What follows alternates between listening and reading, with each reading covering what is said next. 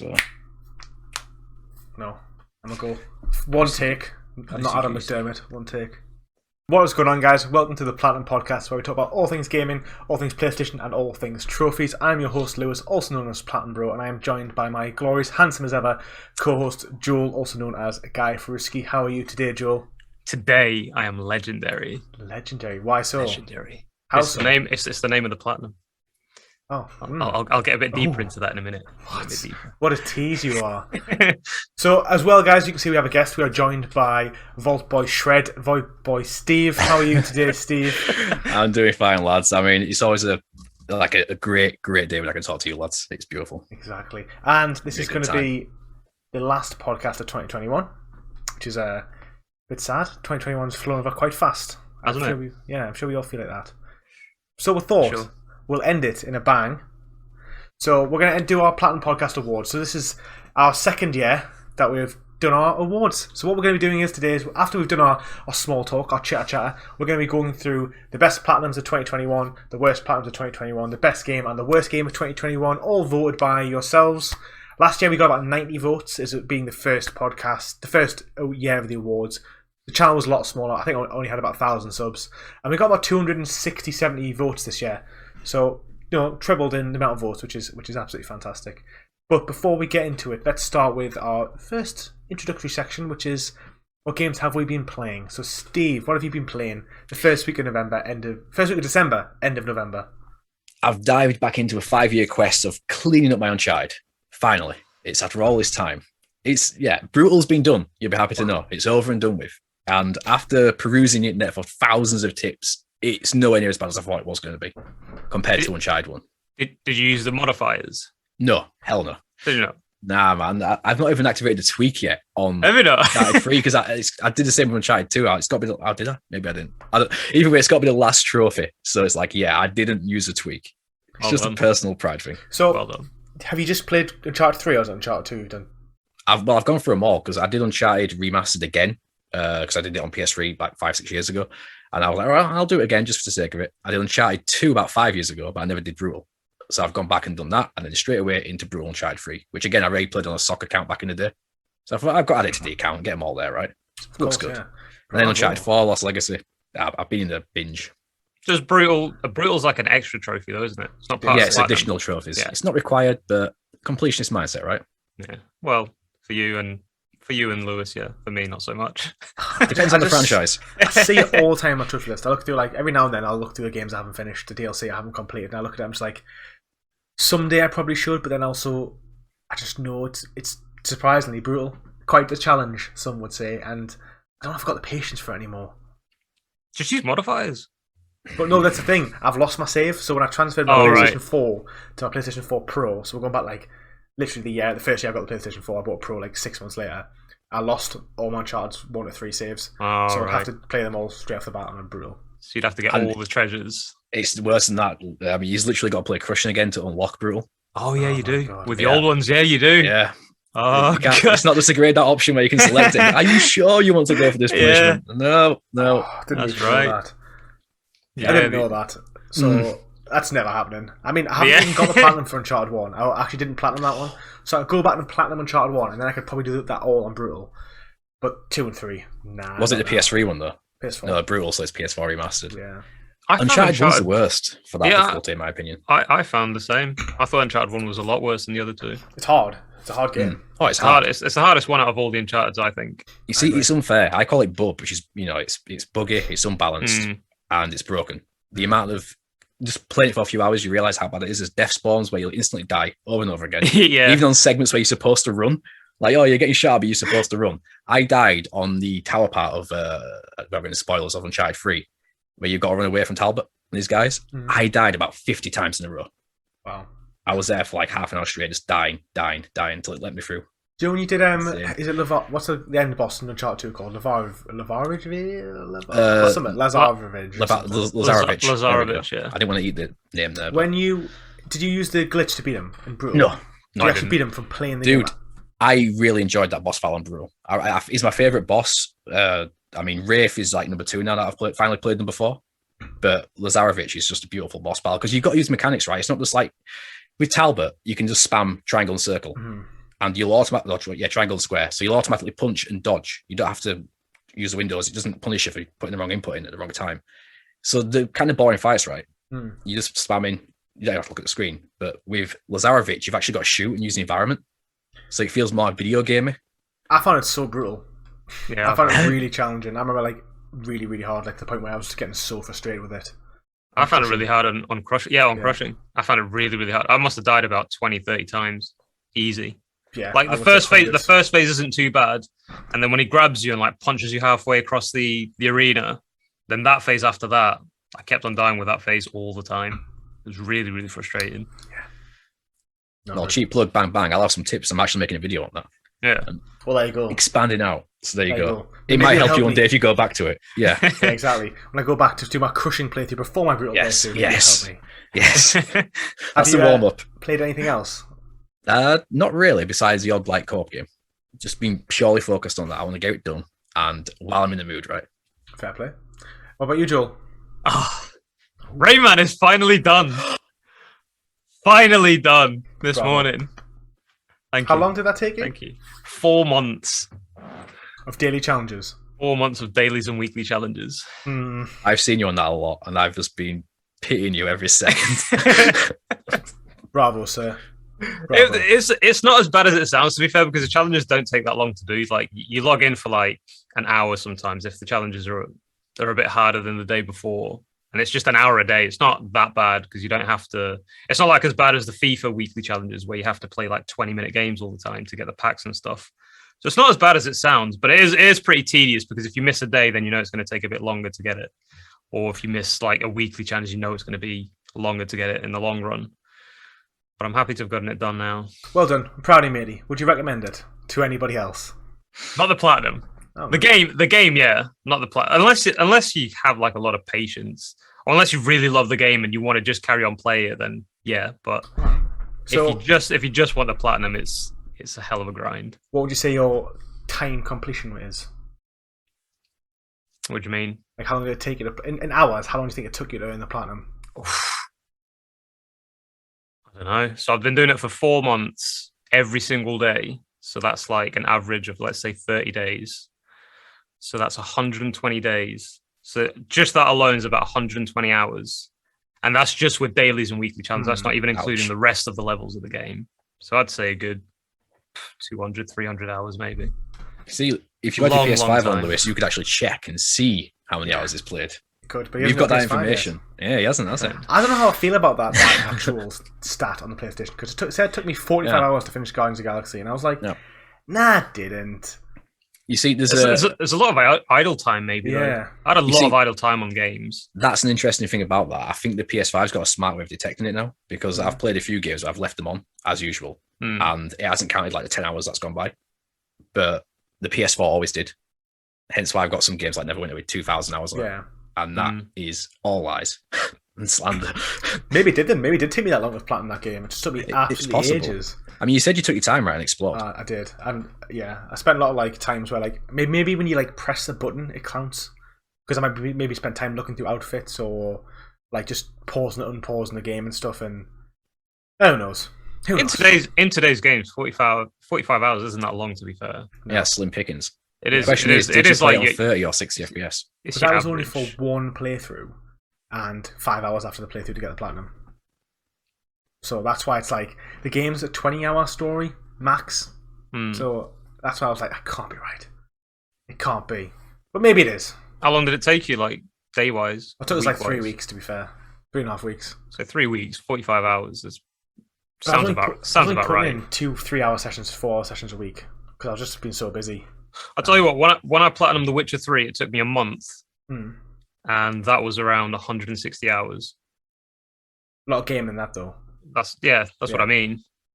Didn't put that much time in. I probably like The Witcher 3 is different though, because if you check the time, like just the loading screens alone are like a minute each. Yeah. So if you die a lot, if you die like 5 times, that's 5 minutes added on just on loading screens for you to wait to spawn back in, and then the conversations take forever as well. Some of the Gwent games take forever, so it's not like you're constantly playing the game, like fighting and exploring this, that, and the other. Sometimes it is idle time that the game makes you have. But 45 hours is Did you pay full price for the game? Yeah. Oh yeah. Yeah. Oh yeah. Worth it? Is it worth it? Yeah, good game. Solid game. I enjoyed it a lot. I think it's a game a lot of people are not going to play. If you like Marvel, it's worth a play, definitely. It's an easy platinum. It's a fun platinum. It's better than Marvel's Avengers. On that, has anybody played the Spider-Man DLC yet? I was about to ask about that. I have. Have you seen footage of it? Have you? I played it now. I played it yesterday. By the time this video comes out, there'll actually be a video. I've recorded my thoughts on it. The game's just terrible. Is ultimately the problem, and like Spider-Man, like he kind of plays a mixture between a generic character and Spider-Man. So every now and then he'll move like Spider-Man, but every now and then he'll move like Captain America. I saw the trailer, like the release trailer. Well, the animated one or the fighting one, the gameplay. The fighting one, the gameplay one. No, the animated one. Oh yeah, that's good. And he looked. I don't think so. I think he looked like he had a weight vest on. He looked so sluggish for Spider-Man. He did not look fluid at all. Yeah, they've taken the base model. The base model must be a certain size, and they've made him a lot stockier. There's an iconic suit in it, which I think the suit that they've created for the game is fantastic. I think it's a really good Spider-Man suit. But yeah, he moves very he does move slow. But actually, one of my critiques of the whole game is the game is so slow. Like I'm not even kidding. Iron Man flies about 10 miles an hour. Like, it's ridiculous, man. Right. And they've basically tried to make sure that everyone moves the same speed. So you've got Black Widow running at the same speed that Iron Man's flying. That's the. You have Hulk running the same speed as Hawkeye. What? They shouldn't have done that. No, it's terrible. They should give you characters that they have weaknesses. Yeah, exactly. They have strengths compared to the other characters, and obviously weaknesses compared to the other characters as well, because that's how they are. I couldn't agree more. That's like in the Marvel universe. You can't just make them all the same, or else it'll just feel like you're playing with the same. What's the point in changing characters? Yeah, if they all feel the same. Yeah, I agree. They all play similarly. They all have their own unique fighting styles, but ultimately they all do the same amount of damage to every enemy. And it's like the Hulk does the same amount of damage in one swing as Black Widow's kick does, or Black Widow does 2 kicks at the same amount of time it takes for Hulk to do a punch, so that they equal doing the same damage. It's just garbage. And Spider-Man plays, like I said, he plays okay. He kind of plays like Spider-Man, but he also kind of plays like a generic brawling character as well. His webs look pretty cringe. All in all, it's just not a good addition. The game, it's just a game. The game's just garbage, man. Like, it's just one of the worst games I've played in such a long time. Going back to it just makes you appreciate Insomniac so much more. Yeah, just cherish them. It does. It just shows that you can take the biggest IP in modern day and still completely butcher it, and that's what Square Enix did. Look at the Amazing Spider-Man 2. Yeah, but that was a horrible game. Yeah, it wasn't a great game, but that was before MCU. That was before it all started really hitting its stride, though. And so I feel like it's a little bit different. I mean, that was a bad game. I'm not going to dispute that as a bad game. But come on, man, Avengers. I mean, we've seen with Marvel Ultimate Alliance 1, 2, and 3 how great those games can be. I think ultimately it should have been a free-to-play game, and they released it as not that, and they've tried to push it out. And I think it's just a game for kids. People who don't mind playing a generic game that isn't very good, it doesn't do anything good, but has superheroes in it. That is Avengers. And as well, the load screen. So I was playing with my brother on his base PlayStation 4, and he was like, because we're playing together, I had to suffer his loading screens. And I'm not even kidding. Each level takes you about 10 minutes to finish, and the loading screens are about 10 minutes. Oh, so 10 minutes? Yeah, 10 minutes. So you're sitting there watching, and you just cannot process it. And he was saying that he didn't think he was getting 20 frames per second playing it. And I was saying, I'm probably getting about 40. I was not getting 60 when I was online. Maybe 45, 50, but I wasn't getting 60. It's just, that's the killer. And if I was playing this online by myself with other people who had the next-gen consoles, it would be a little bit better, because you might play it 10 minutes and then get 3-4 minutes off. But 10 minutes on, 10 minutes off, it's just horrendous, man. Horrendous. That's a shambles, mate. That is bad. Yeah. It is not fun. But anyway... What have you been playing? Is that what you've been playing? That's what I've been playing, pretty much, Is it Marvel Avengers? That's pretty much all I've been playing. That and a bit of Ghost of Tsushima Online, which I'm getting back into. Want to get the 100% before the end of the year. That's kind of my goal. I don't think I'm not planning on working on any platinums this year, other than maybe Untitled Goose Game, which I've started. But just Ghost of Tsushima, and I want to try and do Man-Eater DLC as well. So in the new year, I'm in a good position with the games I've finished. There's only a few that I've left unfinished, which I'm going to probably leave, and then play some new games in the new year. The Control, some games in the backlog, all that good stuff. Sounds like you got it. Sounds like you got it all planned out. In theory, we'll see. See Yeah. how it goes. I just No, haven't been Lewis is gaming. efficient. He's got a game plan. I know. I've always got plans, but Siri's talking to me. I've always got plans, just whether or not I actually stick to it. I haven't been gaming that much. I've just been pretty busy.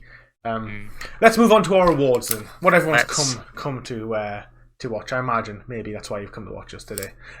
So there was 4 categories which you all voted on. Best game of 2021, PlayStation 4 and PlayStation 5 only, of course. Worst game of 2021, best platinum, and worst platinum. So we had a lot of big games come out this year. I only played a handful of them. So we had games like Resident Evil Village, Returnal, Hades, Ratchet & Clank Rift Apart, Deathloop, Far Cry 6, Call of Duty Vanguard. Some good games, some hits, some misses. Before I reveal the results of what you guys all voted, I'm going to ask our guests, with Joel and the guest Steve, what they thought their best game of 2021 was. So, Steve, what do you think your best game of 2021 is? It's a fight, but I'm going to say Sayonara. If you're going to say this year, definitely Hades for 2021 release. I've not platinumed it yet, unlike you, and I'm definitely going to use your tips going forward now. But it's such a fun gameplay loop. It's addictive. You can play it over and over again before you know it. 5 hours has gone by. I agree. And you can pick it up, leave it for 5 days, go back to it, and yeah, it's a game that it's a shame it took so long to come to PlayStation because everyone should play this game. I agree. You can't sing its praises enough. No, I think it's fantastic. It's my game of the year as well. I think it's just such a fantastic game. I was actually considering. I had a momentary consideration where I thought, do I get it on PlayStation 4 and platinum it again? Do it. But then I thought I didn't want to go back to 30 frames. That was my issue. Yeah, no, I agree. A very addictive gameplay loop. Really fun. So much variation with the boons and weapons you can use, and a good little story, great artwork. It's not characters are a treat. They've all got a personality. You just never get bored of it. It's beautiful. I agree with that one. And what about you, Joel? Have you played I've not played any games that came out this year. I've not even played any games that came out last year. I did. I could play Ghost of Tsushima that came out last year. I've just been concentrating on my backlog, clearing that. So I've just been playing old games basically. So on that then, what I'll extend to you is this then. What was the best game you played this year? Oof. Best game. Ghost of Tsushima is definitely up there for sure. Very, very good game. I think Devil May Cry has got to be. I have to mention it. It's just a great refined game. That's all. It's just the graphics are great. The gameplay is really fluid. Like even though there's a lot going on the screen, I never really got any frame drops or anything. And sometimes in like some areas there is like a hell of a lot going on with like I don't know, the effects from the swords or the effects from the guns and the enemies attacks. And then there's like, I don't know, 10 enemies at once on the screen, and it just goes on flawlessly. The only kind of pet hate I have is the loading screens. They take a while on PS4. PS5, I've heard it's a lot faster. I haven't noticed it, mate. It's amazing, especially it just has a 60 frames per second boost as well on PS5. Because I'm playing it, it's great. Like, oh yeah, 60 is beautiful. Yeah, it's the only way to play it. Yeah, rub it in. Slow motion, mate. What about you, Steve? What's the best game you played this year then? Not including just 2021 games. Sayonara Wild Hearts. Without a shadow of a doubt. It is such a beautiful game. I can't sing its praises enough. So, I don't know what that is. So, I imagine a lot of viewers won't know what it is. So, please elaborate. It's a simple game. It's a tale about heartbreak. It's an Annapurna game. So, they publish loads of games like this. Like, I think they did Finch as well. So, they're all indie titles. They're really fast to complete in a sense. But you play a woman. She goes through heartbreak. She gets pulled into a different universe of the divine icon of the Tower of Mythology. And you just essentially an on-rails experience. You're constantly moving forward. You've only got left and right diagonal controls for the most part, and the odd quick time event here and there. And you're essentially just going through these colourful levels. And the main sell of it is the soundtrack. They tell the story through the soundtrack. Every song is catered to the level, and the lyrics of the songs tell the story. Wow. Of how she's going through heartbreak and coming out on the other side of it. It's so good. That sounds amazing. To be fair. It is, and the platinum isn't even that hard either. It's such a fun experience. I don't stack games that often, but I want to buy the North American version just to get the North American stack because I want to play it again that much. You've sold me on it. You've sold me on it already. Hey, it's a brilliant game. It's a sleeper hit, and not that many people know about it. It's such a shame, right? These things get buried. If you guys want to know more, there is actually a video dedicated to this game in Steve's channel. Yes. Oh, I haven't watched that yet. Oh, I have actually. I think I might have. You might have done. Who knows? My game of 2020, my best game I played this year, not including just games of 2021, probably is Remnant from the Ashes. Obviously, I speak about it all the time, but it's a third-person shooter game, like a roguelike elements, and has a little, kind of like Soulsborne. You basically make your way through the end of a level. You face a boss. You then continue on, face another boss, so on and so forth. Lots of variation with the mods you can create. You can have like turrets, you can have like dogs, you can have like all these boosts and stuff. Great weapon variation. Play with your friends, 3-player co-op. Pretty fantastic. Double A title. I can't remember who by Gunfire Games, and I think it blew my mind. It was free on PS Plus, and yeah, it's probably in that top. It's definitely top 10 PlayStation 4 games of all time now. Maybe top 5. I think it's just got such a good gameplay loop. But on that, let's move on to what you all said. So how it's going to work is that I will read the top 3. We'll have a first, second, third place. If there's a blatant 4th place, I will mention that as well, because some of them will have like a 4th place kind of just above the rest, and we definitely have that for the first game, for the first category, which is best game of 2021. So in 4th place, which I'm actually quite happy out. Before we begin, does anyone have a prediction of what the best game is going to be? Of 2021, I'd say Returnal will probably be up there. Steve, do you want us to give them an order, like top 3? If you want to, go for it. Right, no, I'll say Rift Apart could be number 1, Returnal number 2, and Hades number 3. Just to guess. Yeah. So in 4th place, it only got 6% votes. It is Guardians of the Galaxy. Got 4. Oh wow! Yeah, but of the It's top new. 3, 30. The top 3 got 60% of all votes. So you can see that after Guardians, everything's like 1-2%. But Guardians is so new, right? Yeah. So not many people might have played it. Maybe. Or maybe it's fresh in the minds of people thinking, yeah, it's a great game. Yeah. So in 3rd place with 11.4%, third best game of 2021 voted by you is Returnal. I wouldn't expect this to be in 3rd place, to be honest. It's those collectibles, I'm telling you right now. The collectibles. So, in joint 2nd place, both got 16.7% votes. Draw 2nd is Hades and Resident Evil Village. And our winner, with 21% votes, is Ratchet & Clank Rift Apart. Boom. I'm surprised about that, because so many people were saying it's a great game, but it's just too short. It is. So no, like, Rift Apart, right? For a full price game, you're not really getting your money's worth. I would have thought that would have made like a negative impact on the game. You've played the Steve, haven't you? Yeah, you definitely feel by the end of it, like, I want more. I really do want more of this. It ends, but in the sense it is really short, but it feels like it goes on longer than it does. Right. Because you see, I heard people saying it's really short, it's going to be over in no time. And I kept thinking, when's it going to end? When's it going to end? Just constantly scared of that. I didn't want it to be over. Would you say it's a 10 out of 10? As far as a game, I'd say it's I don't want to give anything a 10, but I'd say it's definitely an 8 or a 9. Because it's up there, it's fun. I played a lot of Ratchet & Clank games, and I love the franchise. I played back the first 3. I played a few of them in between, and I played Ratchet & Clank 2016. All really good games. I wouldn't have given any of them a 10 out of 10, though. And I think Ratchet & Clank 2016 is probably a strong 9. You'll definitely like this then. It's however, basically that, but improved.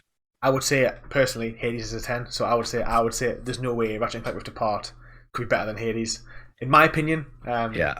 But I haven't played it though, so maybe I just need to play it before I really start.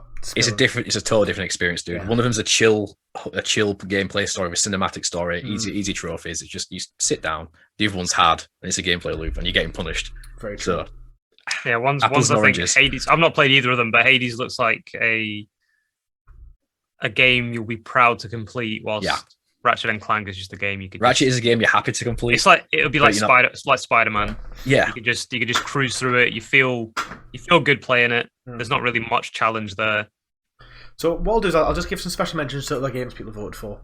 So 5th was actually Deathloop with 8 votes. So it didn't have loads of votes, but it would have came 5th.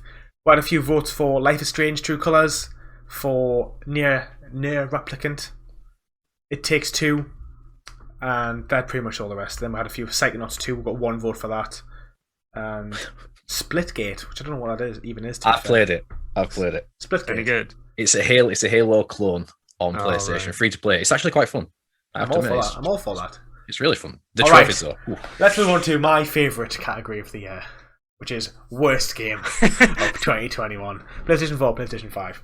So we had some contenders. I'll read out the contenders that we've had. So we had Battlefield 2042, Far Cry 6, FIFA 22, Werewolf the Apocalypse, GTA Remaster Trilogy, Cyberpunk, Guardians of the Galaxy, someone vote for that. Outriders, Knockout City, Balan Wonderworld, Call of Duty Vanguard. So on that, before we go any further, before I reveal the results, let's talk about what we think the worst game of 2021 is. Joe? I think it'll be between either the GTA trilogy or Cyberpunk. What do you think the worst game is, or not what everyone's voted? What do you actually think the worst game that came out this year is? It's probably Cyberpunk, just because of the hype. I mean, Cyberpunk and GTA trilogy, they had like a similar like process where they're big developers and that people trust, and they just basically shout all over the gamers that had trust in them. But I think Cyberpunk maybe has the edge because it's a new game. It's not a remaster. It's something that was promised, that's been promised for years. And then when it came out, it was just abysmal. It was just a total letdown. Whilst GTA Trilogy, it got announced like 3 months or 4 months before it got released. So maybe they didn't have a lot of time to do what they needed to do, whatever. Whilst Cyberpunk, they had years to refine everything they needed to refine. And they still chose to release the game unfinished. Yeah. So I'd say Cyberpunk is definitely the worst. I think I can't really argue with anything you have to say there, Joel. What about you, Steve?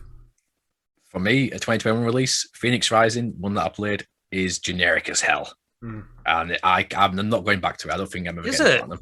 Platinum. I was interested in that. I think it was just in 2021. And maybe that was a PS4. Oh, no, wait. It did come out last year, but like 5 days. Okay, we'll let you have it. Technically, Cyberpunk came out in December. So the way it's working, guys, for those who don't know, is we're going December to December purely because we're recording this on the 5th of December. Yeah. And last year we did the same. So this will be coming out, mid-December, and we kind of can't factor in games that are coming out at the end of the year, which is why Cyberpunk qualifies for this year. So Immortal Phoenix Rising qualifies as well, Steve. Cool.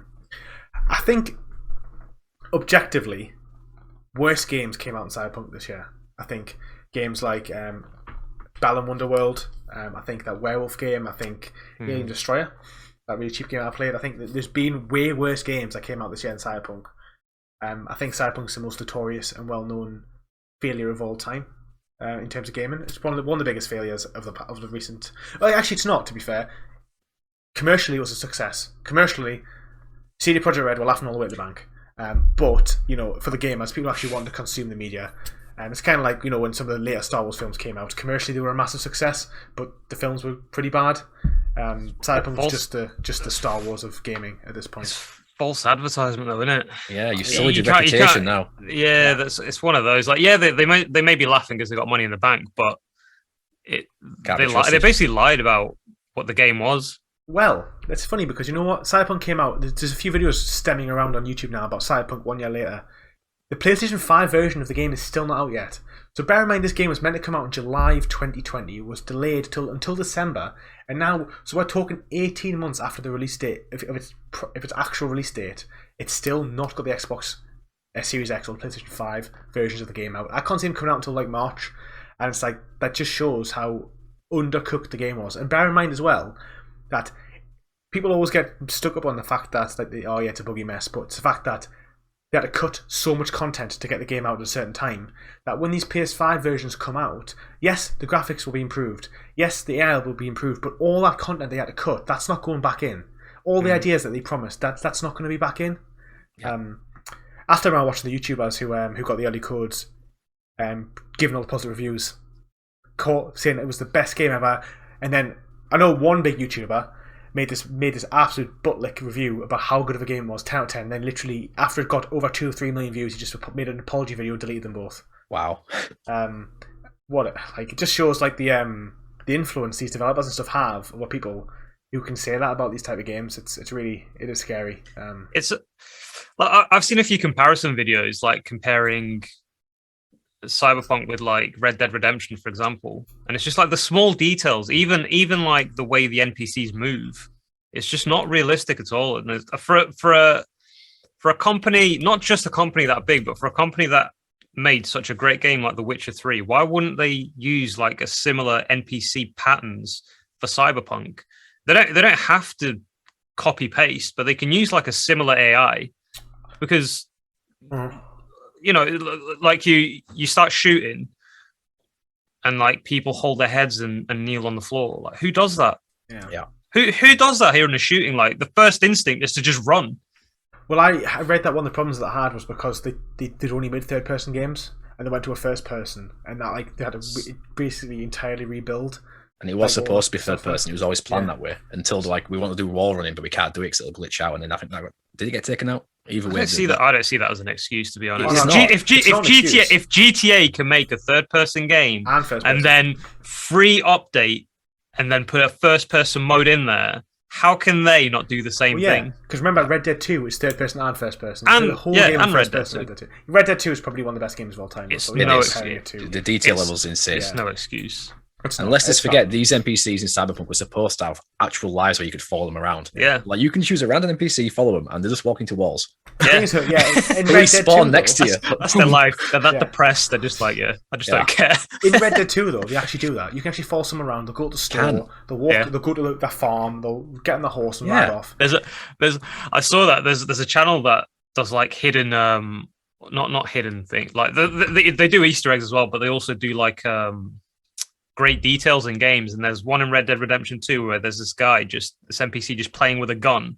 He accidentally shoots himself in the leg. I've seen that. And then he goes to the doctor and he waits outside the doctor's office. Yeah. No way. That's how realistic these things are, because it's and you see him like walk it off, and like he's bleeding. He's like, "I'll be alright. I'll just walk it off." And then you see him go to the doctor's. You know, it's just little things like that just make it so much more immersive. Yeah. It breathes life into the world. Yeah, exactly. It's just such a simple, small detail to add, but if you add enough of them, it creates an environment where you feel it's alive. And Cyberpunk are like, nah, just have ramen and noodles and walk into walls. Yeah. It's good. It's good. Just like, I need my car. Oh, just spawn through the floor. Teleport into it. Like, the police are after me. I know. I will walk around this corner. Oh, the police are gone. Marvellous. Yeah.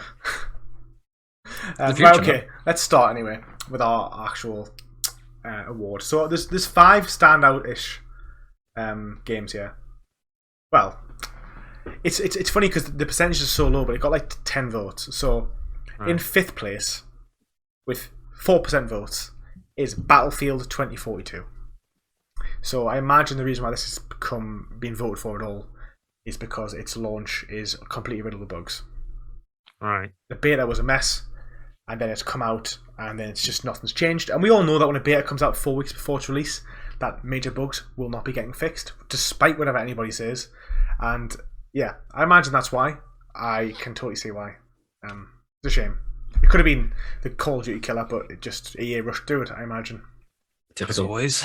Yeah. Here we are. 4th place, with 6% votes, is Werewolf the Apocalypse. Has anybody played this game? Not even heard of it. I've heard of it. Is this a trophy game? No, it's like it's a AA title.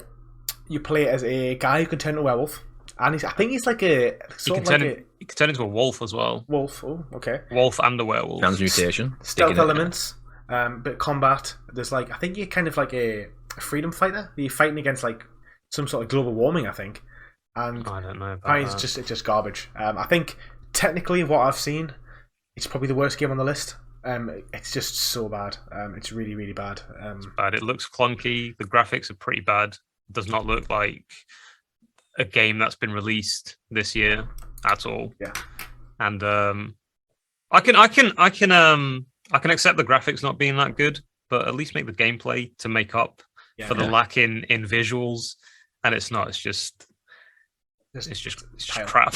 Yeah, it's terrible. I think I can't really say anything else. Sometimes AA titles will spend more money and more time on the visuals to counteract the gameplay, and I think that just never works. And sometimes you wonder, polish his head. Why they're doing it? Like, they know the games aren't very good. Remnant's an example of that. The graphics aren't that great in Remnant. They're nothing special, but the gameplay makes up for it. Yeah, it's fun. Exactly. I agree. So. Okay, so the 3rd is a game I didn't think I'd see on here. I think it speaks people's tiredness of the actual franchise. So with 15% votes is FIFA 2022. Can't really dispute that. I can't either. I haven't played it. I haven't played one for like 5 years. I think people are just sick of the system. They're not changing anything at all. And the Ultimate Team is just cash grab. It's a shame. Apparently, next year's isn't going to be EA anymore. Really? Apparently. Rumours. Karen is big boss from my Discord. mentioned it that maybe EA won't have the rights to FIFA anymore. I think it's due a change, but they make so much money from it though. I can't see them surrendering that game easily. It's up to FIFA though, right? Yeah, if FIFA say their games are getting bad, it's their license, right? It's like WWE. If they don't like 2K, they'll change. Yeah. And they'll be like, yeah, you don't deserve this license. You're doing bad business. We're going to change it. I mean, Konami's still got Pro Evo, right? But they've changed it to something super weird now, name-wise. The latest game's a disaster, right? They've destroyed football, eFootball, esports. Oh my god, what a name! They made it free to play. Yeah. Basically, they made it free to play, but then you have to pay for the campaign stuff. So if you want to play for the manager season modes, you have to pay for that. But the online is free to play. But apparently, it's come out just a mess, just horrendous, just unplayable. Basically, it looks terrible. I've watched the bugs; it's hilarious. It looks like it's like a 2013 FIFA, which is insane. Yeah. Okay, very close. Just to say, so second got 32.8% and top got 34%. There's only 3 votes in it for worst games. So the second worst game of 2021 is Grand Theft Auto Remastered Trilogy. Yes. Why is that? Is that no shock to you, Steve? No, I've not played it, but I'm going to play. Is it?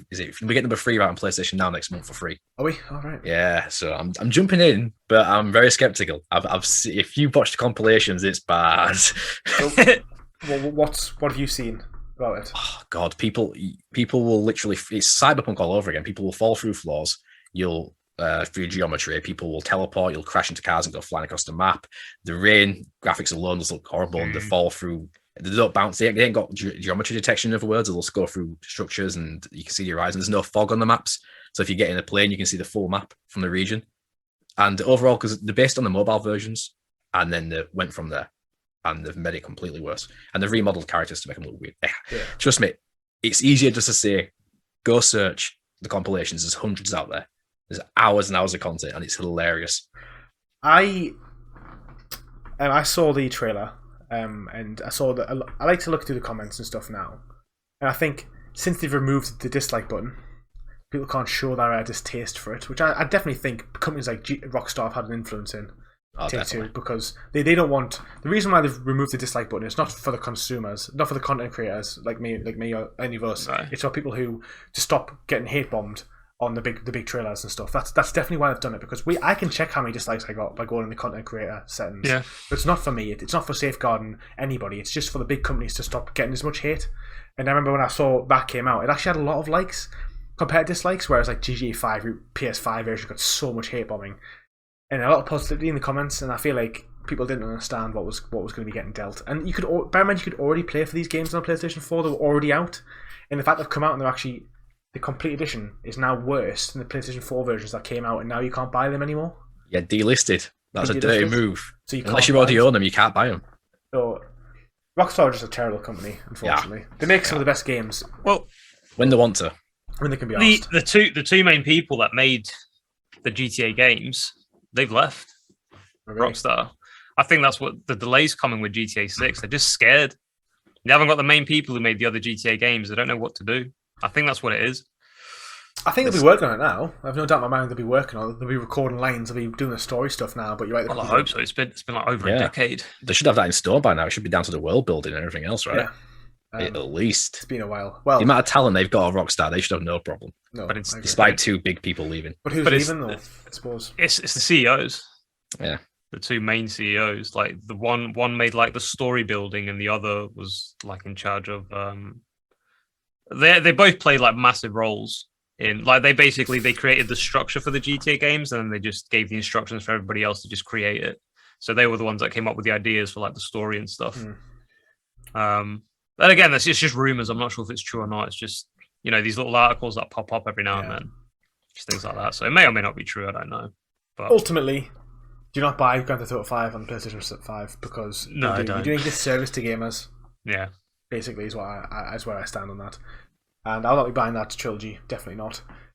And our worst game of 2021 is clearly going to be obvious to everybody who's watched this, is Cyberpunk 2077. What a lie that game was. I was saying to Joe before the podcast started, that in last year's version, in the Platinum Awards 2020, I actually said at some point in it, we know Cyberpunk's going to be an amazing game. It could have been Game of the Year, but it's not. It's too late for contention. How That's how much faith we had in these developers. Yeah. That's how much, even without playing the game or even without seeing much from the game, we just expected it to be great. Look at them now. And look at it now. How far have they come? Yeah, I think it's back on the PlayStation 4 store now, though, and I've seen it. And I've seen it in like the supermarkets and stuff, like £25. It's whether or not when they bring out on PS5 or they bring out an actual PlayStation 5 version, or they'll just say you have to buy a PS4 and you get a free upgrade. They did say early on they would do that. You could just upgrade it. Yeah, that's definitely part of it. Yeah, that's why I've been tempted to buy it from like CX for like £15. I think it is. Just so I've got it there for that upgrade.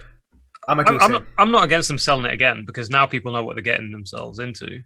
People now know if they buy it, it's on them. They've seen the reviews, they've seen what the game is actually like. So if they buy it, they know what they're going to get. The main problem was false advertisement. People were expecting one thing, they paid full price for it, and they didn't get it. Yeah, that was the main issue. It's like a slap in the face. They're basically stealing money off you. You still got to feel sorry for them because it was the publishers that were really pressuring. Yeah, for sure. This. It was Warner Brothers, right? Which is no surprise. 100%. Oh, you feel sorry for the devs. I feel sorry for everybody who worked there. And they're the ones that are getting the backlash anyway. Exactly. The publishers are getting off scot-free. Yeah. We're not talking about the publishers. Nope. You know, when you talk about Cyberpunk, you instantly think CDPR. Yeah. Unfortunately. Yeah. I remember, for those who didn't know, that actually the CEO of CD Projekt Red did an apology. I remember watching it thinking, like, there's nothing you can say because you knew it wasn't finished. It's like, you know, it's like giving someone a box of chocolates and you know it's empty. You know it's empty, and then giving it to them and going, "Oh, sorry, it's empty." But after they paid for it, it's like, well, give everyone the money back. It's like the apology is completely insincere because one, they only did it because of the backlash. Yeah. It was just no integrity. The people running that company should all be fired.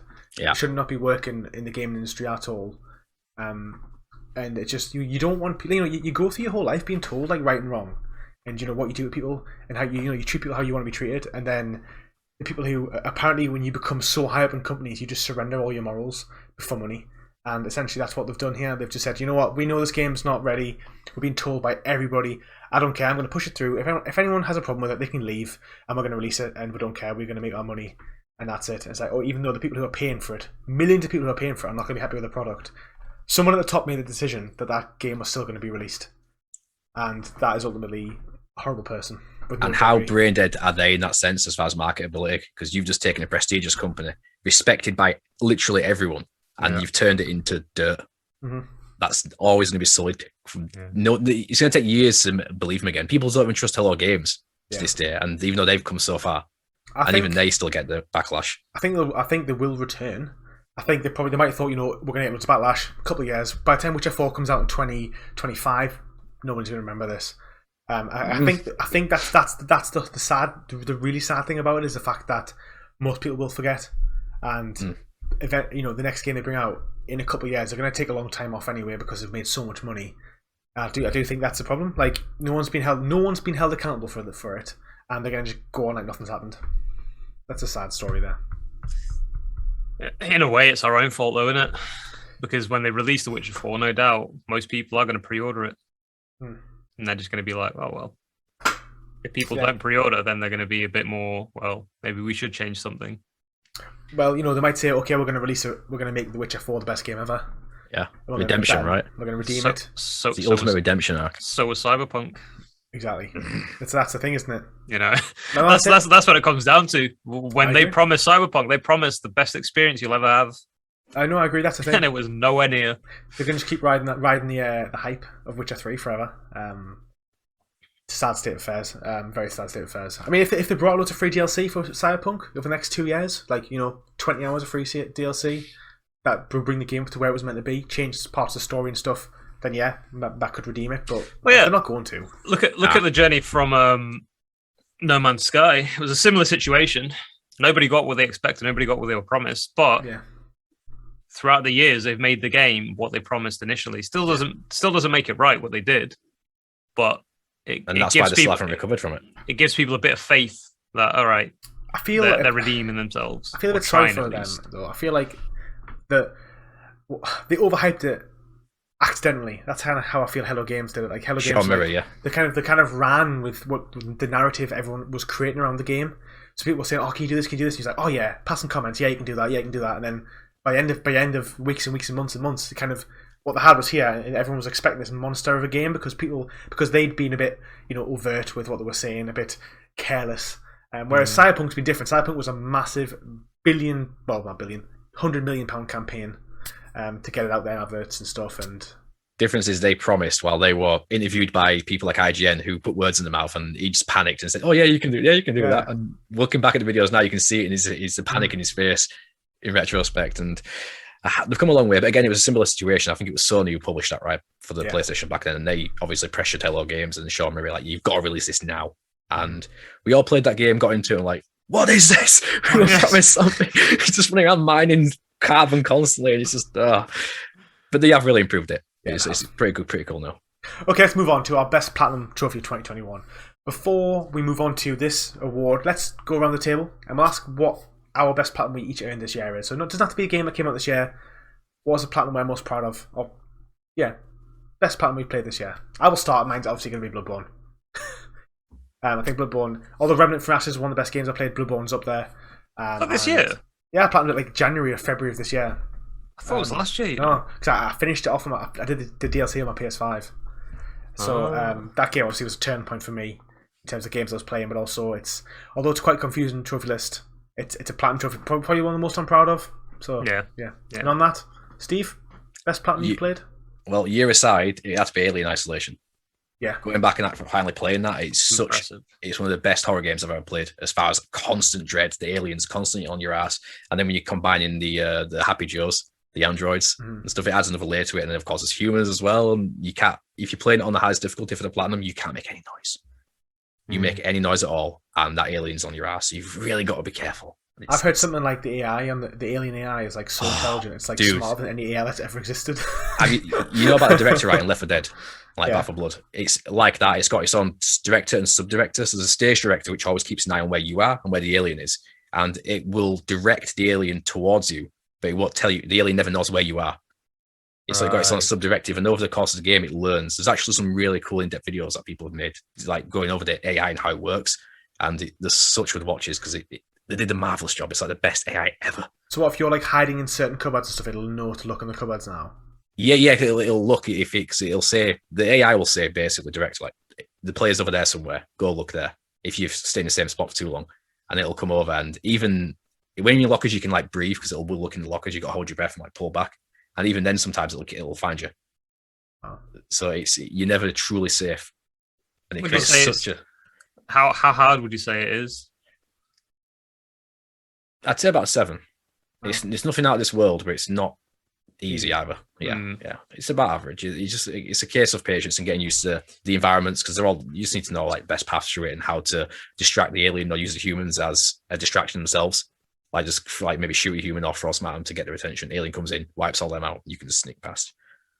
Although it will attack the robots because the alien doesn't care about the robots. What are you, Joel? I'm going to cheat a bit because I've not got it yet, but I will get it. Like it's lined up. It's Devil May Cry 5. Of course it is. Yeah, it's happening this year. Now you say it in the podcast. It's happening this month. Excellent. This month. But it's got to, because there's only like 25 days of December of 2021 left. Yeah. It's definitely happening. Yeah, it's been one hell of a journey for you. 2.5 years. Blimey. Of just installing, uninstalling, Raging. failing. Buying new controllers from Amazon because you destroyed them. Crying. Thousands of shells in that graveyard. Plastering over the holes in the walls, punching them. The desk, everything. Rebuilding the desk, rebuilding the chairs. Sending angry texts. That's why I really moved, because I just destroyed the old flat. I just got evicted. It was a close kicked out Jersey. The neighbours. Did you have to flee the country? Is that what it was? You have this reputation of being this angry guy in his flat, sort of flee Jersey. Anger management. I was too angry for the island. I believe that, to be fair. Definitely. Okay, so again, going to 2021, have you played any games 2021, Steve? You have, haven't you? What do you think the best platinum's going to be? Your best platinum, shall I say, actually? If I had to go for 2021, I'd say, again, Rift Apart. It's a chill experience. It doesn't require you to do any hard modes, even though I wish there was one to get more playability out of it. Mm-hmm. It's just play through the game. I don't think there's any missable trophies at all, actually, to be fair. Marvellous. It's one of the easiest platinums I've played for a AAA game. And you don't have to think about it. Just play, complete it. Most of the trophies will come your way. And it's a tiny cleanup afterwards. You sorted. So there's actually, looking at the list now, there's actually 6 games that people voted for quite frequently. Joel, do you want to throw your hat into the mix and say what you think is going to be the best platinum of this year? What do we define as best platinum? Well, I think what's best platinum is subjective to the voter. Yeah, I'd say Guardians of the Galaxy is probably there because it's like Rift Apart. It's not a hard experience. It's just one that, as I saw in your video, can be a bit RNG with some of like the combat ones. But apart from that, it's a good list. Very good list. Pretty straightforward. To be fair, everything you said, Guardians. Steve, is pretty much what Guardians of the Galaxy would say. I would say falls under those remits. Good because I bought that because of you. It's a great game. Yeah, I'm glad to have an influence on your life. Yeah. So 6th place with 4% votes is Far Cry 6, and I can see why, because for people who love Far Cry, the trophy list is not bad. I get tired of the gameplay loop, but if you love the gameplay loop, the trophy list does improve the game. It keeps you in the game for long enough. Maybe an extra 20 hours to what you would when you finish the story, but it's not too bad. So yeah, 10 people voted for that one, which is fair enough. So next is actually a surprising one. So in 5th place with 8% votes is Deathloop. Now I know that game was so overmarketed, and I've looked at plenty of videos on it now, and I think it does look like a good game. It doesn't look like a great game, but it looks like a pretty good game.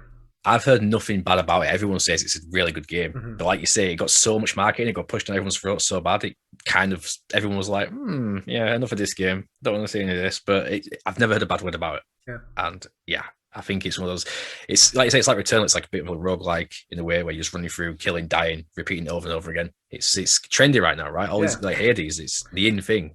For good reason, it's fun. And I'm for it. I'm more for this than third person open world games. They are getting a bit tiresome. A bit samey, right? You want a challenge for once. Yeah. I have to agree. Open world is getting a bit too repetitive now, and they always stuff it with too many repetitive tasks as well, where it just becomes boring. It's nice to look at and it's beautiful and this, that, and the other, but if you're just doing the same things over and over again. Now, would you have thought all those years ago, when people were complaining about linear experiences, I want these vast open world games. Now we've come full circle. Like, no, but we want linear, good stories. That's the thing, though. Like when one developer does it right, everybody else wants to do it, and it just becomes overwhelming. You just get too much of it. They're on the bandwagon.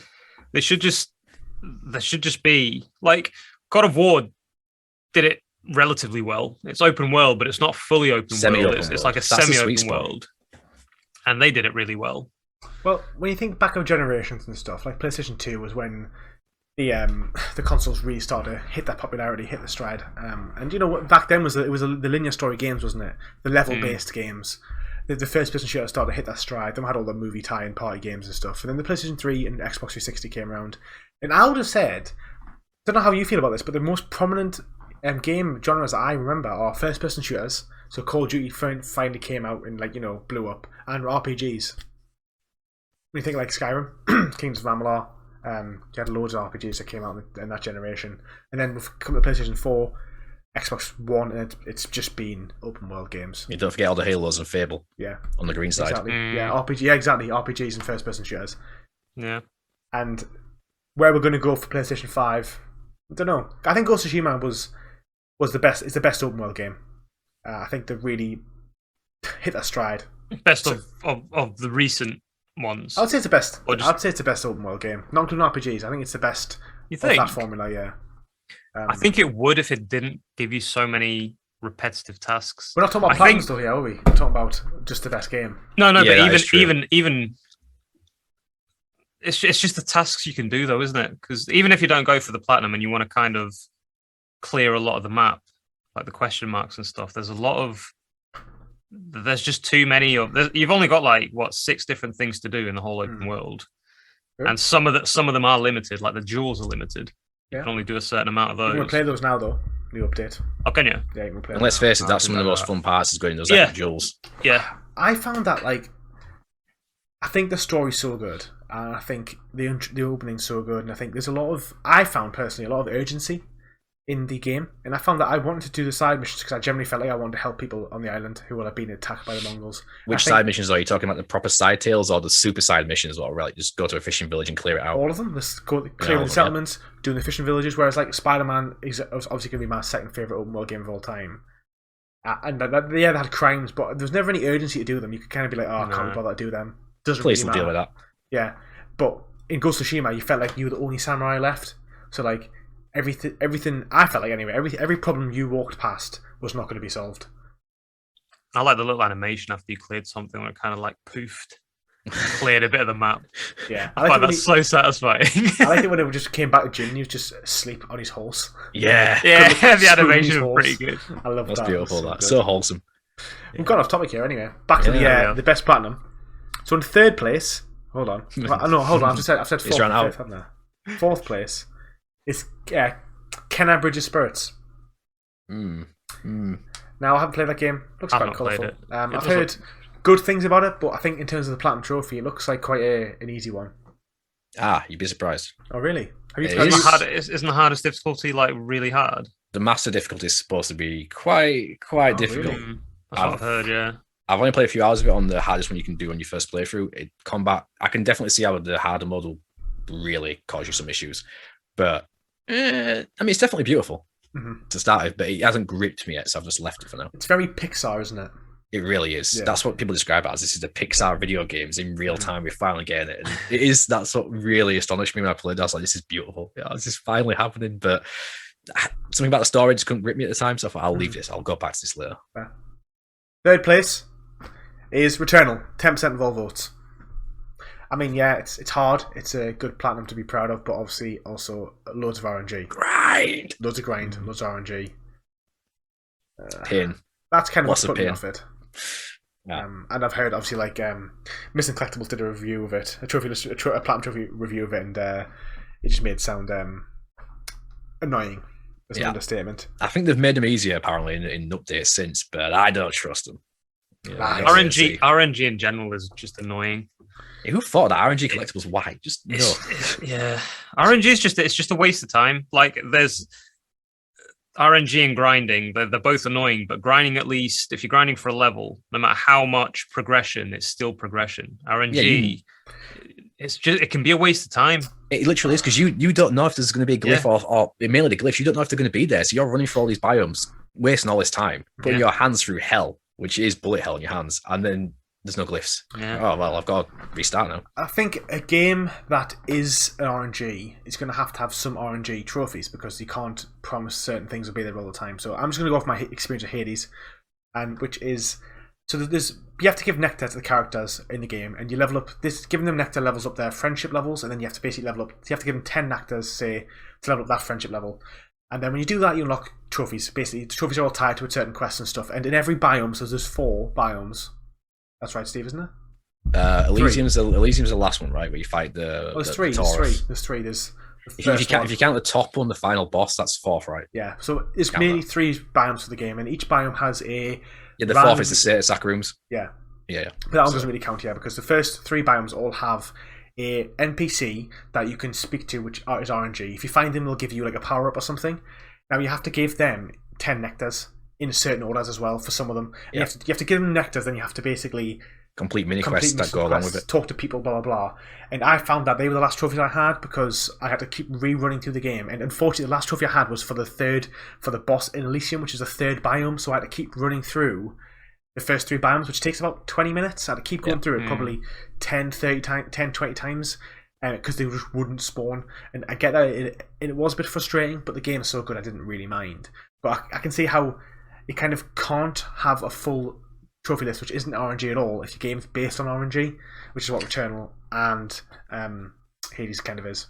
It's just make the RNG like not a long thing to get. Do you know what I mean? I agree. Like RNG, for example, with Final Fantasy games is you get an item for, I don't know, 1 in every 10 enemies or 1 in every 20 enemies gets it, but there's a place where they spawn all the time.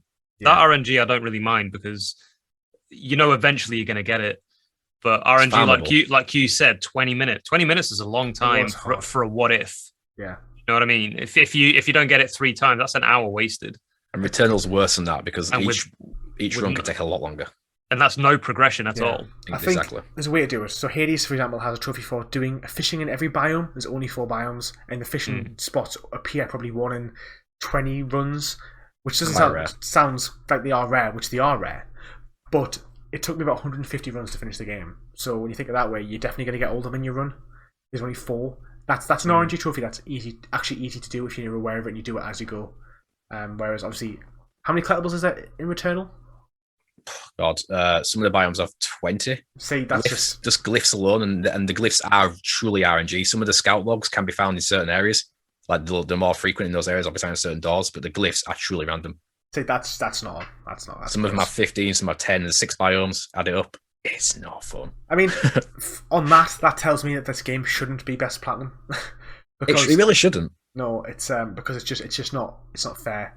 You know what? I'll say it's one of the best games, but it's sullied by the platinum. If you take the platinum away, it's a game of the year contender. Now, and that's what's so. We're moving on. Second place is Hades, 21% of all votes. I'm actually surprised so many people voted for it because I feel like no one really in my Discord really spoke about it other than when I was talking about it and stuff. But it's a platinum to be proud of. The RNG is okay. Going from Returnal, which probably adds tens of hours. Hades is quite a confusing trophy list, so it took me honestly it took me about 40 hours of playing to understand the trophy list because it's so specific and it's like you have to do certain things and you basically have to like complete all these side quests. But to do the side quests, you have to basically complete the friendships with all the gods. That's pretty much how you do them, but it just doesn't really explain it properly how you do it. So I think if you went in just said I'm going to play this game for 60, 70 hours, you'd probably have another 100 hours to go. But yeah, if you go in for 30 hours, have your fun, and then start focusing on the trophy list, it is a good trophy list. Preparation is key when it comes to Hades. Yeah. Otherwise, you can just be twiddling your thumbs and redoing biomes. And although I end up doing that Elysium, the 3rd biome in Hades, a lot longer at the end, probably for about 4 hours, 5 hours extra. That's because I didn't pay attention to it. And if I went back, I would say always focus on him, giving him nectars because he's so rare to appear. Yeah. As well, Achilles is one of the characters. Achilles, you need to get him leveled up ASAP because he's linked to him. Yeah, they're linked together. Yeah. So it basically comes to a point where you can't max them out until you've got them both to a certain point. And I basically didn't max him out, so I end up like maxing out this guy in Elysium, and then Achilles was on like 3, so I could never progress it because I had to do Achilles, and Achilles isn't even always there anyway, so you have to keep replaying it for him to appear, and it can be frustrating. But a great platinum, nonetheless. Final platinum. First, best platinum voted for by you guys. 34% of all people voted for this game, so 3rd for all people. Just under 90 votes. Ratchet and Clank Rift Apart. Well deserved. So yeah, no surprises. It's like what Steve said. I've not seen the platinum list, but if it's anything like the other Ratchet and Clank, then it's pretty easy. It tells you exactly what you need to do. You don't really need to do much effort in order to do it, and you don't have to pay attention to the list. That's how chill it is. Yeah, that's a good list when you can do most of them in one playthrough without having to spoil yourself. I agree. That's definitely a good list. And the cleanup's super easy as well, which is another highlight of it. It's not no chapter select, got to replay the game again. Nope, easy cleanup. 2 seconds, you're done. That's good. Very good. What more can you ask for? Well done, Insomniac. Well done again. Banger after banger. I'm so looking forward to Wolverine. Oh, yes. I think 2023 or something will come out. 2024 maybe? 2024? Spider-Man's out next year, isn't it? I think. No. Is it 2023? They haven't given us a release date for Spider-Man. So that makes you think it's not going to be next year. So what else is coming next year? You think it would be? Based on what first party exclusives. They're going to wait a full year. I know we've got God of War and we've got Horizon next year. That's in February, that is true. So I was literally saying this to Tyler. I think Horizon might get delayed. It's got Elden Ring as well. Elden Ring. And my logic for that is because we've seen like no gameplay trailer recently, and it's out in like 3 months, and there's been very little. They've been very hush hush. I'm saying this now, and if we get some gameplay trailers, proper open world gameplay trailers in January, I might be proven wrong. But I think they've been quite hush about it.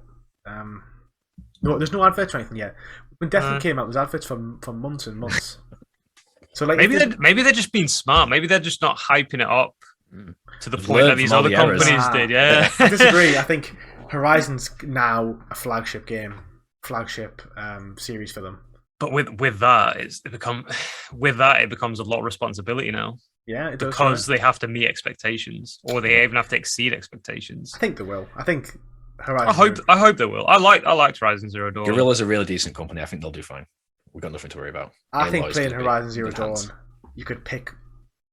As someone who doesn't think it's amazing, there's loads of things you could pick to make better. Like, so I think if you've got the base for Horizon Zero Dawn to make Horizon Forbidden West, they could easily improve on it and make it a better game. Therefore, so if they don't, then they've been sleeping. Basically, is what I would say. So yeah, I feel like they can't bring out Spider-Man as well if they're gonna have Horizon and God of War next year. Well, God of War came out at the same time as Spider-Man did. It's like a month apart. 2 months apart. Yeah. God of War came out in March. God of War was March. Spider-Man was May. I would love that to be the case, because if it comes out, that means we are going to get Wolverine sooner rather than later. Yeah. Surely it shouldn't be long until it's ready. They've got the foundations. They've got the gameplay. Yeah, because the foundations from Spider-Man will easily translate to the Wolverine game. Exactly. It's just different skins for the most part. Even they can build on that. The mechanics from Spider-Man 1 to Spider-Man 2, like how much do they really actually have to change? From Miles Morales to Spider-Man? Much. I think there's going to be 2 playable characters. I think that's definitely going to be the case. I think you'll be able to swap either situationally, like each level will be done by a different character, or they'll do it. We just swap at will. I think I'd like it to be swap at will in free roam, so you can do all the side quests and do all the crimes with whoever you want, but then the missions are locked to certain characters until you finish the game. Well, no, and then you can. But yeah, but the movies obviously the cutscenes will be different. But yeah. All right, hardest platinum, our final category of today, hardest platinum of 2021. So, on that, gentlemen, what do you think your hardest platinum has been this year? I mean, I imagine for you, Jules, because you're going to say Devil May Cry 5. Rayman was more like a test of patience more than hard. It's like having to do the challenges over and over again. Yeah. But yeah, I mean, hardest is unless you count Unravel 2. I've not got that platinum though. Can't do it. I don't think I will either. Too hard to do. Harder than Devil May Cry 5. Are you kidding? Yeah. the time trials are pretty hardcore. Bold statement. You have to do things perfectly. It's rated as the same difficult level as Devil May Cry 5. No way. It's an 8 out of 10. Blimey. Yeah, it's no joke. It looks easy. I think I offered to help you with that. It looks easy, but it's not easy at all. The gameplay itself is easy. It's simple. It's a platformer. Then you've only got a few mechanics, but doing it perfectly, like you have to do it in 13 minutes. The first level, the fastest I've been able to do it is 15 or 14 and a half. That's I have to shave off a minute and a half. Yeah, a lot. It's proper hard. What about you, Steve? Doom 3 again. Oh yeah, of course. Yeah. I did it twice actually this year. That's how much of an idiot I am. Twice. I don't know. Bragging rights. The first one was bragging rights, and it was like a PS3 2-minute load times each death, hundreds of deaths. It was torture, but I was like, I've done it on that. I can do the PS4 version now, and I went into it. Yeah, it was a mistake. It was easier, but torture. But you've done it. I've done it. What was the hardest game that you played that came out this year? I haven't really played any hard games. They've all been easy, right? Life is Strange. Have you not Platinum Returnal? Yeah, I have, but I wouldn't really call it hard. If you had to choose one, that probably would be the hardest one. Oh, okay. I don't know. There's something about like Bloodborne, I would say, for me, felt a lot harder in terms of that. Okay. And even Dark Souls, those games appear like they're like, for me, like 8, 9 out of 10. Returnal was like a 2 out of 10. Wow. Maybe because it's guns, so it just felt super easy. Yeah, okay, interesting. Which is weird, but what can you do? For me, I'd probably say Bloodborne again. I haven't played that many hard games. Bloodborne and Remnant were both hard games. Chalice Dungeons, dude. Yeah, Chalice Dungeons really, really tested me as a gamer. Definitely. Okay, so I'll read off some of the games that I've actually submitted or allowed you to vote on. So we've got Hades, Returnal, Lost Judgment, Destruction All Stars, Diablo 2, Hades again. That's come out twice. We've got that's pretty much all of them. Then the rest were just games you could vote for.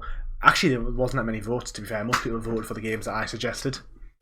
So there's 5 games that got all the most of the votes. And actually, surprisingly, at 6% vote was Lost Judgment. Now, I don't know much about why this game is so hard. I imagine it's because of the arcade games. Like, I know there's plenty of them in Judgment. I imagine it's the same with Lost Judgment. It's similar to Yakuza, right? Yeah. It's the same people, so that would explain it. Yeah. Yeah, they don't make easy platinums. You can basically play full Sega games in this game.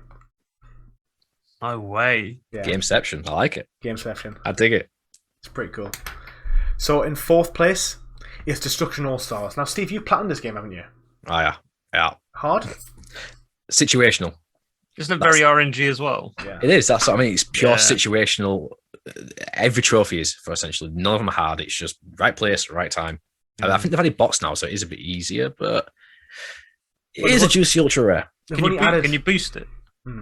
There was a time where people were trying to boost it because the population's dropped so low now, but I'm not sure how that's going. I've not checked on it since. That's what I was going to say. There's basically nobody playing this game. This game is a free to on PS Plus, and I've been reading people talk about it now, being like, you can't even get a game. Yeah. So you got to buy it now. Oh, have you? At least they did change it. Yeah. No, it was supposed to come out at £50 afterwards. I think they reduced it to 30 odd when the free period ended. Oh, that's right. It was temporarily free. Yeah, exactly. For 3 months. That's right. Yeah, you had to claim it in that time. And that killed the player base because lack of people having PS5s for one. And being such a niche game, it's like, nope, RIP. It is actually a fun game as well. It's a shame. Yeah. So that was our fourth. So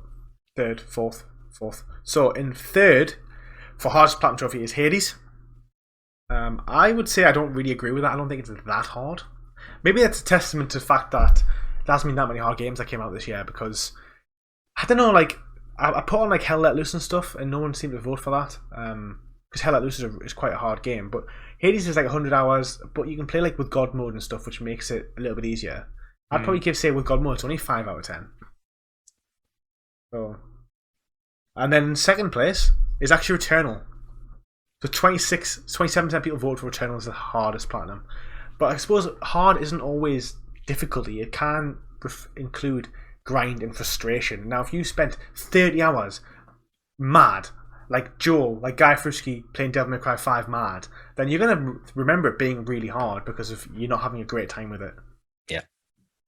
So it must be the RNG. Yeah. I've been playing Xenoverse, and that's heavy on RNG. Like, there's a trophy that you have to collect all the ultimate and supers, and you just have to do parallel quests over and over again. And if they drop or not, that's all RNG. Wow. There was one move that took me 27 attempts for that super to drop. Jeez. And I was doing all the requirements I needed to do for it to drop, but it's just because it's so heavily RNG. Everything is RNG in this game. Like, you have training partners, like characters that train you, like from the show, and even their relationship to improve, that's RNG as well. You can use them in parallel quests with you, but whether they go up or not is RNG. The whole game is just RNG. We don't like RNG. No, we don't. I think with Returnal, there's also a bit of an influence. When the game first launched, you did have to complete it in one sitting. You could not save, you could not back out. Yeah. So it became a loop of where you had to, if you died like 2 hours into a run, you'd then rush the next one because you're like, oh, well, I've got limited time. I want to get to that boss again. You'd make shortcuts, not get enough health, not get the right weapon upgrades or anything, or right parasites, and that'd lead to another death, rinse, repeat, and that frustration would grow. So that's how you could definitely get angry at it. But now that you can save the game between each session with the latest update, I think that might change some of people's opinion on that, because now it'll be a lot easier. I think that's a good idea. That was a massive deal breaker for me when it first got released, is that you can't save the game. Don't get me wrong, it was fun. It was a fun challenge, but yeah, some of those 4-hour runs ended in absolute pain. Yeah. And it's indescribable. Yeah. So, hardest game. Number 1. Any suggestions? Any guesses? Well, FIFA didn't get released this year, did it? Got released last year. Oh, yeah. No. Like I said, there's not been that many hard games. FIFA 22 came out this year. I knew when I put this game on the list, it is leagues above everything else, and that is Diablo 2 Resurrected. That hard? It is. It's. I don't think anybody's platinumed it yet. And I think the platinum trophy's over 1,000 hours.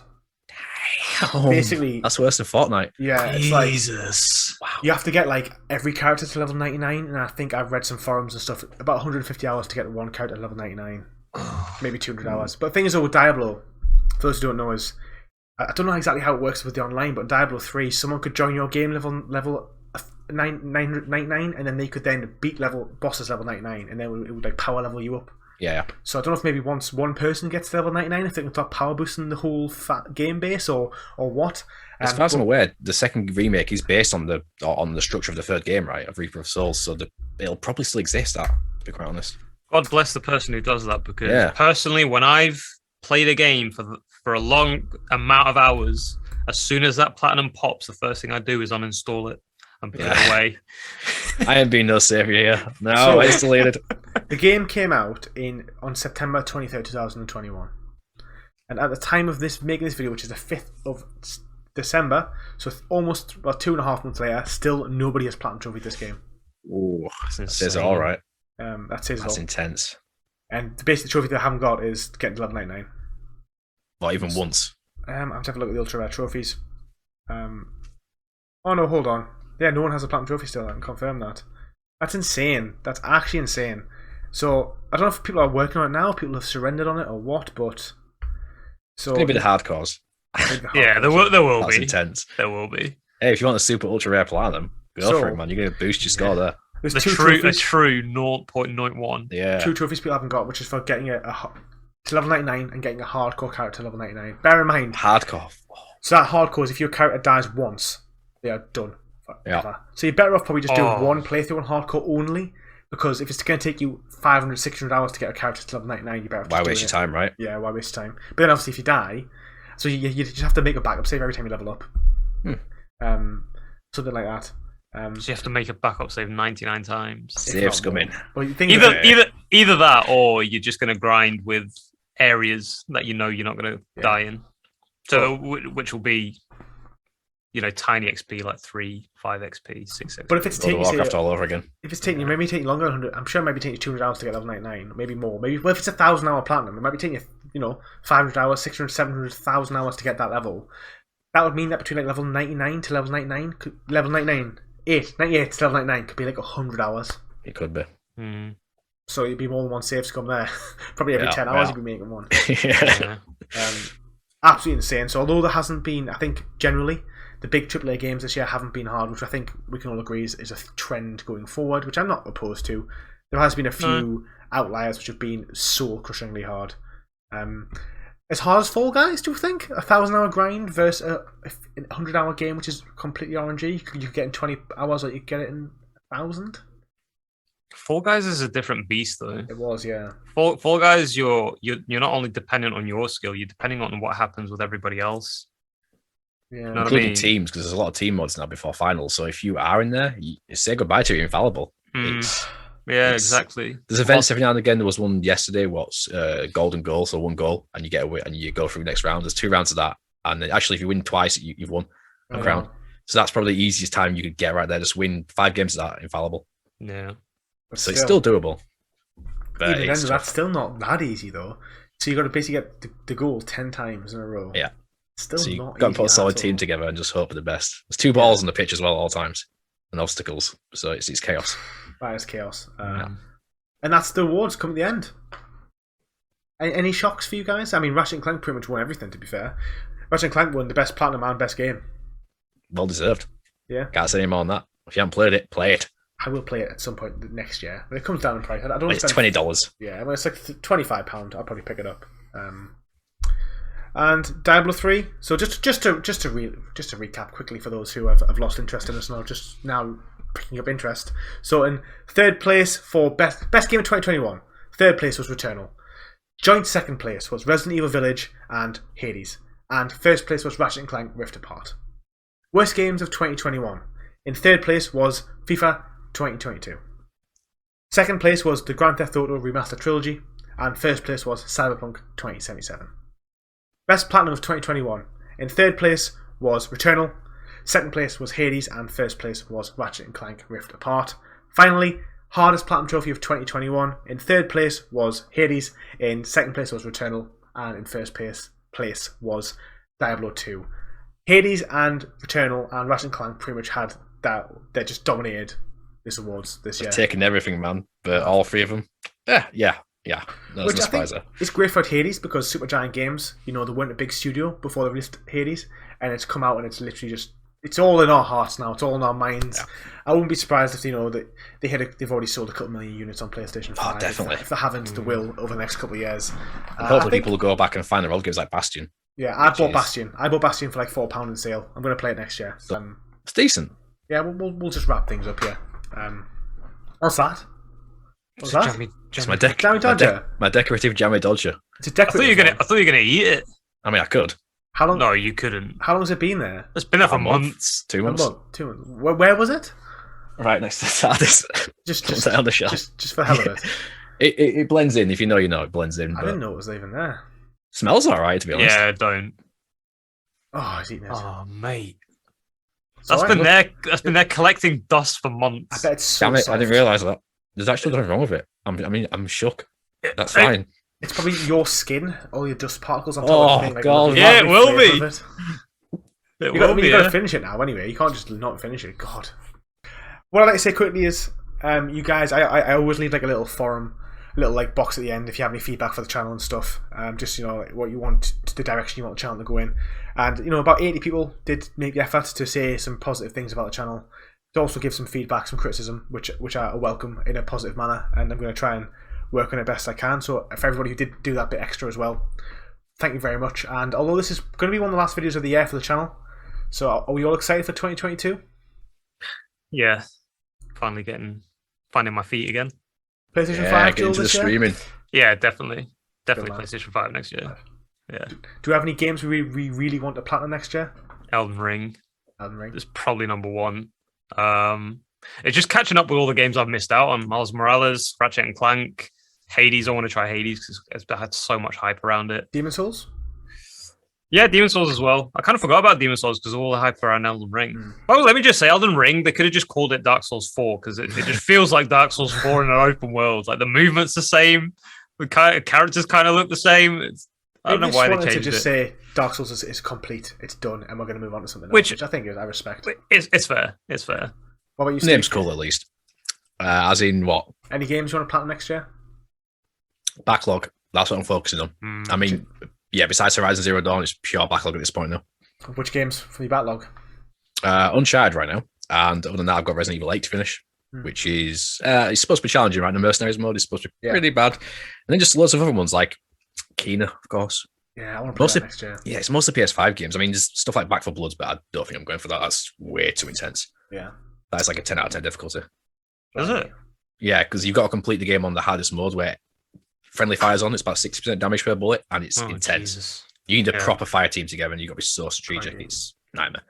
Fun game, but same plan. Got a proper like back-to-back. Yeah. For it to go right. Yeah, yeah. Well, I said that I did Crash Bandicoot 3 this year, and I said I'm going to do a Crash game every year until I finish the trilogy, at least. So I think this year I'm going to do Crash 1. Nice. And then I think I'm going to do some software game every year as well. At least one. Because sometimes when you spend 6 to 8 weeks playing that game, you kind of you want to break.